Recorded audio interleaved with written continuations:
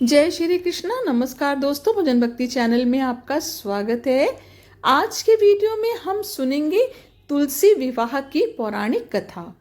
तुलसी से जुड़ी एक कथा बहुत प्रचलित है। श्रीमद् देवी भागवत पुराण में इनके अवतरण की दिव्य लीला कथा भी बताई गई है। कथा इस प्रकार से है। एक बार शिव ने अपने तेज को समुद्र में फेंक दिया था। उससे एक महातेजस्वी बालक ने जन्म लिया। यह बालक आगे चलकर जालंधर के नाम से पराक्रमी दैत्य राजा बना। इसकी राजधानी का नाम जालंधर नगरी था। दैत्यराज कालनेमी की कन्या वृंदा का विवाह जालंधर से हुआ। जालंधर महाराक्षस था।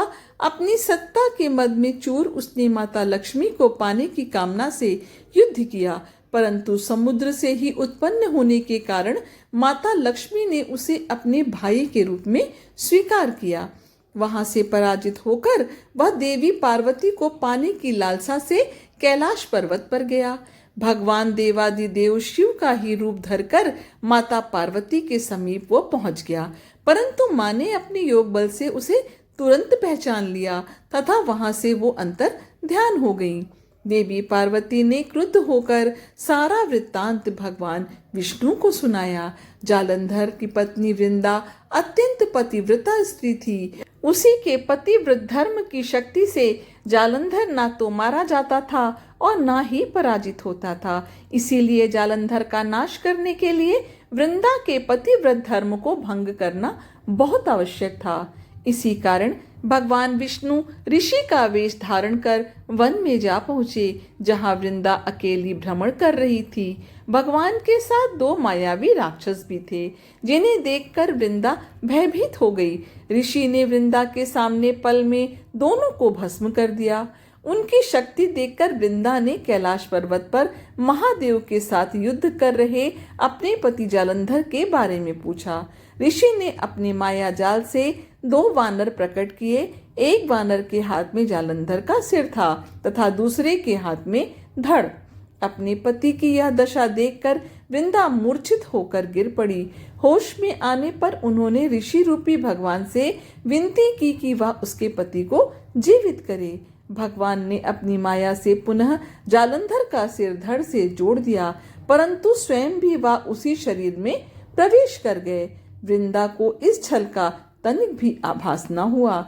जालंधर बने भगवान के साथ वृंदा पतिव्रता का व्यवहार करने लगी, जिससे उसका सतीत्व भंग हो गया। ऐसा होते ही वृंदा का पति जालंधर युद्ध में हार गया।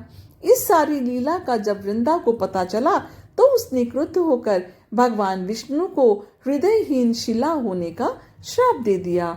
अपने भक्त के श्राप को भगवान विष्णु ने स्वीकार किया और शालिग्राम पत्थर बन गए। सृष्टि के पालनकर्ता के पत्थर बन जाने से ब्रह्मांड में असंतुलन की स्थिति हो गई।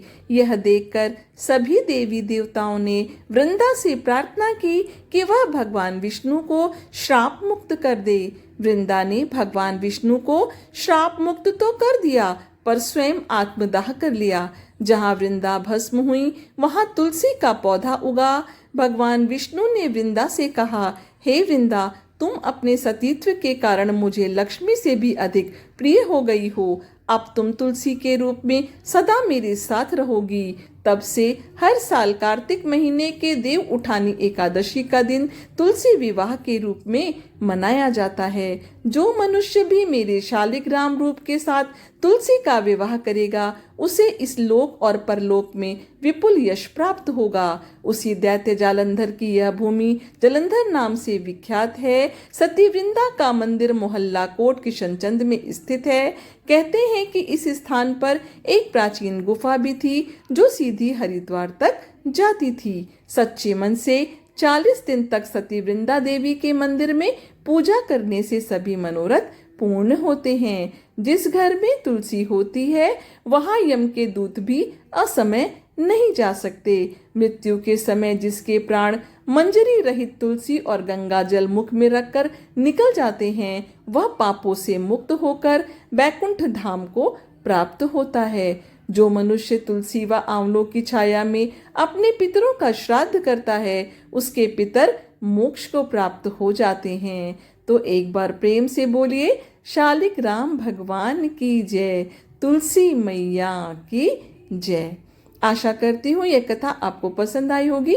यदि वीडियो जरा भी पसंद आया हो तो वीडियो को लाइक करिए, चैनल को सब्सक्राइब करिए, इसे अपनी फैमिली और फ्रेंड के साथ शेयर भी करिए। यदि कोई अन्य जानकारी चाहते हैं तो कमेंट बॉक्स में अवश्य लिखिए। ईश्वर की कृपा आपके ऊपर हमेशा बनी रहे। आपका दिन शुभ हो।